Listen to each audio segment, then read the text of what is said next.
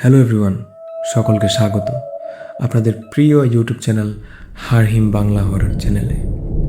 আজকে আপনাদের জন্য নিয়ে এসেছি একটি নতুন বাংলা ভয়ঙ্কর গল্প।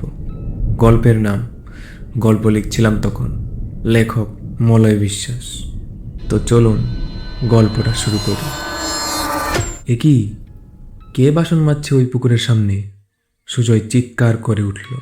ওর চিৎকার শুনে ওর বাবা মা ছাদের উপর থেকে ওই পুকুরের দিকে তাকিয়ে দেখল পুকুরে কেউ নেই।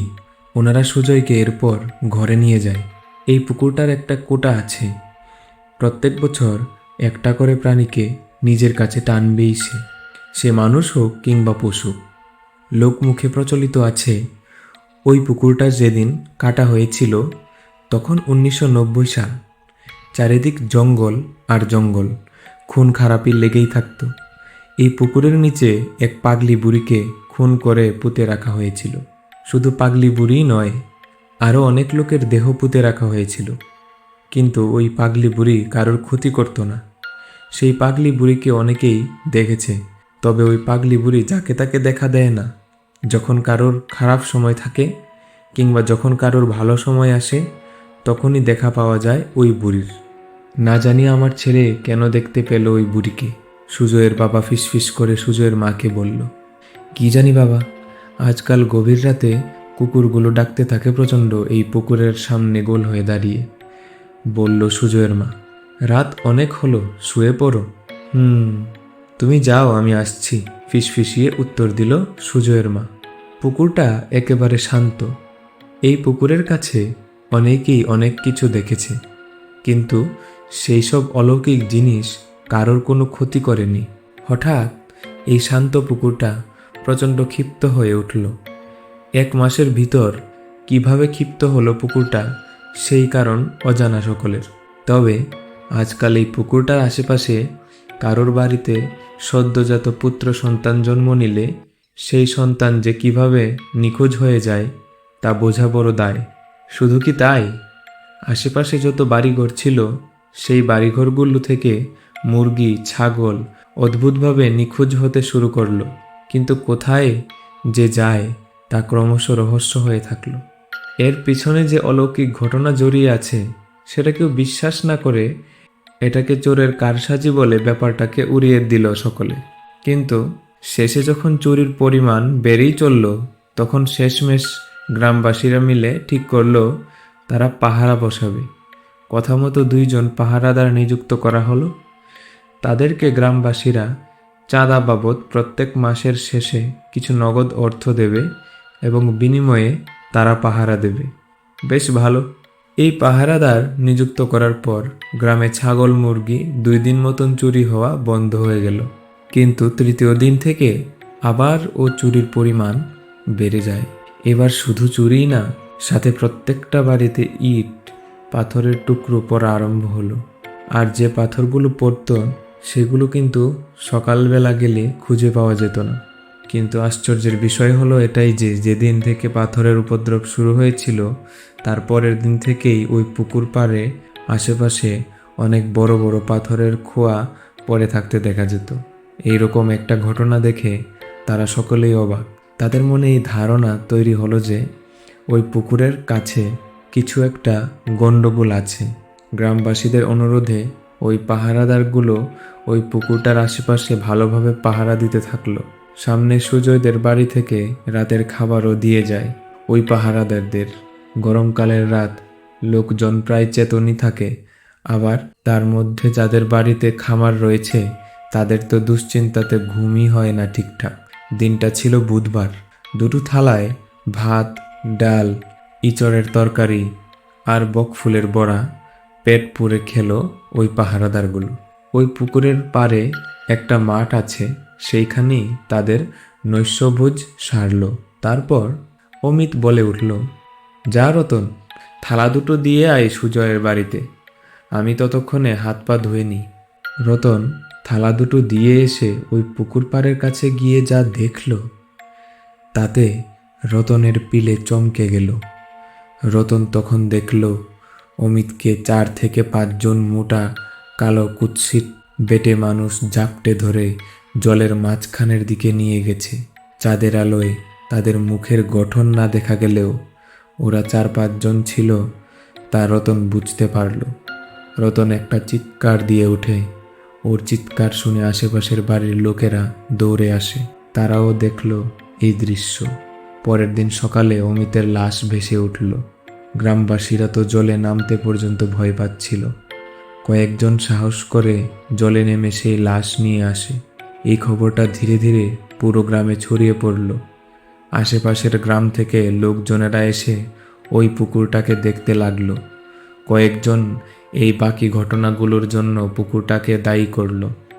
তাদের মতে এই পুরো ঘটনার পেছনে পুকুরটার কিছু যোগসূত্র আছে। কিন্তু এটা তো অলৌকিক কাজ, যার অলৌকিক ক্ষমতা আছে সেই পারবে সমাধান করতে। অনেক তান্ত্রিক, ওঝা, সন্ন্যাসীদেরকে বলা হলো এর সমাধানের জন্য, কিন্তু তারা কেউ রাজি হলেন না। শেষমেশ এক তান্ত্রিক রাজি হলেন। তিনি বললেন তাকে যদি মোটা অঙ্কের টাকা দেওয়া হয় তবে সে কাজটা করে দেবে। ইতিমধ্যে খবর এলো রতন নাকি মারা গেছে। কয়েকদিন জ্বরে ভুগছিল, জ্বরের ঘোরে ভুলভাল বকছিল। তারপর এক সময় সে মারা যায়। এই ব্যাপারটায় গ্রামবাসীরা মর্মাহত হয়। তাই ওই তান্ত্রিককে অনুরোধ করে দ্রুত এই পুকুর থেকে অলৌকিক শক্তি তাড়ানোর কাজ শুরু করতে। তান্ত্রিক দিনক্ষণ ঠিক করে মঙ্গলবার রাতটাকে বেছে নেয়। ভর অমাবস্যা ছিল সেদিন। রাত 11টা থেকে শুরু হয় যজ্ঞ। তান্ত্রিক একটা গণ্ডি কেটে দেয় তার পাশে। ওই গণ্ডি দেখিয়ে বলে এর ভেতরে কেউ যেন না আসে। তারপর তান্ত্রিক তার কাজকর্ম শুরু করে দেয়। বেশ কিছুক্ষণ মন্ত্র পাঠ করে তান্ত্রিক। মন্ত্রপুত ছাই ওই পুকুরে ছুঁড়ে ফেলে। গ্রামবাসীদের মনে তখন প্রবল উদ্বেগ, কারণ ওই পুকুরের জল অনবরত নড়ছিল। পুকুরের আশেপাশে যত গাছ আছে সেগুলো দুলছিল হাওয়ায়। কিছুক্ষণ পর এক অদ্ভুত জিনিস দেখা যায়, যা দেখে হকচকিয়ে যায় তান্ত্রিকও। ওই দূরের শাল গাছটা থেকে একজন উড়ে এসে তান্ত্রিকের থেকে 2 হাত দূরে এসে দাঁড়ায়। সে ছেলে কিনা মেয়ে বোঝা যাচ্ছিল না। একেবারে কালো, অন্ধকারের থেকেও কুচকুচে কালো। তান্ত্রিক নিজের হাতে একটু জল ও ঘি নিয়ে ওই আগুনের উপর বেশ কিছুক্ষণ ঘুরিয়ে ওই কালো অবয়বটার উপর ছুঁড়ে মারে। তারপর তান্ত্রিক গম গম করা গলায় বলে ওঠে, কে তুই? এখানে কি করছিস? ওই অবয়বটা কিরকম অদ্ভুত সুরে বলে উঠল, আমি বদলা চাই। তান্ত্রিক প্রশ্ন করে, বদলা? কিসের বদলা? অবয়বটা বলে ওঠে, আমি বিদ্যুতের বউ সুপ্রিয়াকে শেষ করে দিতে চাই। কে তুই? কেন মারতে চাস ওকে? অবয়বটি বলে, আমি এতকাল ধরে পুকুর পাড়ে আছি, কারোর কোনো ক্ষতি করিনি, কিন্তু এই সুপ্রিয়া, ছি, কি নীচ মানসিকতার একে হয় তোরা শাস্তি দে, না হলে ওকে আমার কাছে দিয়ে দে। কেন, কি করেছে সুপ্রিয়া তোকে? তান্ত্রিক উঁচু গলায় শুধায়। ও ভরদুপুর বেলায় কয়েকদিন আগে সৈকতদের বাড়িতে যায়। সৈকতের মা বাবা, সৈকত কেউই ঘরে ছিল না। সৈকত স্কুলে গিয়েছিল, সৈকতের মা গিয়েছিল জল আনতে, আর সৈকতের বাবা কাজে। সৈকতের মায়ের সাথে একটু ভাব ছিল সুপ্রিয়ার, আর সৈকতের সদ্য একটা বোন রয়েছে। সৈকতের বাড়িতে গিয়ে কাউকে না দেখে সুপ্রিয়া সৈকতের বোনের সাথে খেলতে থাকে।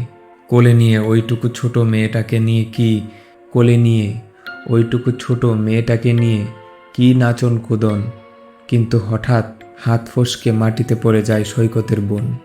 এদিকে সৈকতের মাও ঘরের দিকে আসতে থাকে। ওই বাচ্চা মেয়েটার মধ্যে কোনো হেলদুল না দেখে অপরাধের ভয়ে ওই ছোট মেয়েটাকে ভর দুপুরে নিয়ে আসে পুকুর পাড়ে। বাচ্চাটাকে নিয়ে পুকুরের শেষ প্রান্তে গিয়ে ভাসিয়ে দেয় একটা ড্রামের মধ্যে করে, আর ড্রামটার সাথে ইট বোঝাই করা কয়েকটা বস্তা বেঁধে দেয়। ছি, বিবেকে বাঁধেনি ওই সুপ্রিয়ার? ও দাদা, দাদা, কি হলো? ও দাদা, শরবত নেবেন নাকি? কি হলো? ও দাদা, শরবত নেবেন নাকি? একেবারে ধর্মর করে উঠলাম। আসলে কানে হেডফোন দিয়ে মোবাইলে গল্প টাইপ করছিলাম। মামাবাড়ি যাচ্ছিলাম ট্রেনে করে। তো কে ডাকছিল আমাকে? আমি জানলার বাইরে তাকালাম। দেখি এক আম পোড়া শরবত বিক্রেতা। আমি তো ভয় পেয়ে গেছিলাম। আমার শরবত লাগবে না বলে আমি ট্রেনের জানালাটা বন্ধ করে আবারও কানে হেডফোন দিয়ে গল্প লেখায় মন দিলাম। তারপরে আমার পিলে চমকে গেল। এটা কিভাবে সম্ভব? ট্রেন তো দুরন্ত গতিতে ছুটছে। তাহলে আমি কিছুক্ষণ আগে ট্রেনের জানালার বাইরে যে লোকটার সাথে কথা বললাম, সে কে ছিল? সেদিন আমার আর গল্পটা লেখা হয়ে উঠল না। গল্পটা কেমন লাগলো কমেন্টে অবশ্যই জানাবে। আর যদি তোমার নিজের কোনো গল্প থাকে তাহলে ডেসক্রিপশনে দেওয়া ইমেইলে পাঠাতে পারো। ভিডিওটা ভালো লাগলে লাইক করো, শেয়ার আর সাবস্ক্রাইব করতে ভুলবে না। ধন্যবাদ।